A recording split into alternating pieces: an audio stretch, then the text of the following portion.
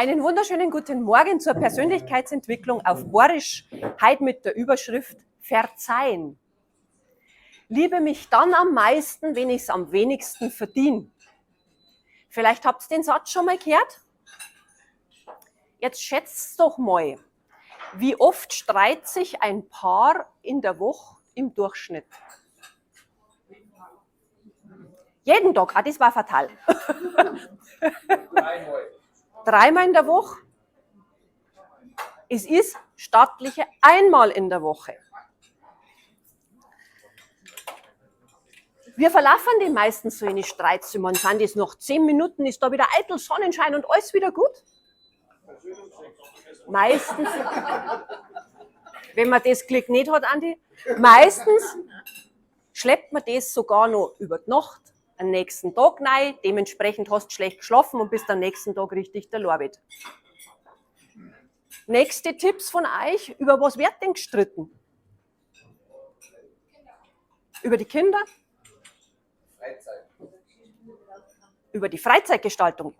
Über was kann man noch streiten? Bitte was? Haushalt. Fernbedienung.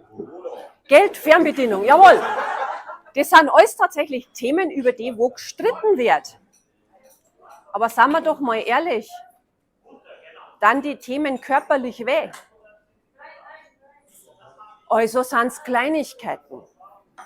Und jetzt machen wir mal eine gemeinsame Rechnung. Sagen wir mal, ein Streit dauert durchschnittlich 3 Stunden, bis wieder alles soweit okay ist.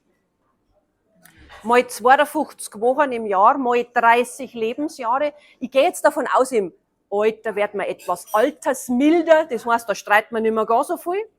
Das macht 4.860 Lebensstunden.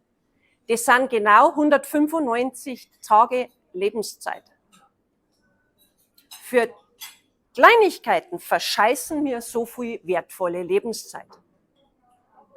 Ist das wirklich wert? Und jetzt möchte ich euch gern ermuntern, in der Woche und überhaupt im restlichen Leben, einfach einmal ein bisschen großzügiger zu sein. Großzügiger, indem ein bisschen über den Dingen zu stehen. Großzügiger zum sein im Verzeihen. Schneller zu verzeihen, wenn es vielleicht zum Streit gekommen ist. Liebe mich dann am meisten, wenn ich es am wenigsten verdiene. Vielleicht aber auch so großzügig zum sein, es beim nächsten Mal vielleicht gar nicht so weit kommen zu lassen. Meine Damen und Herren, der Klügere gibt doch noch, oder? Wer will, der kann.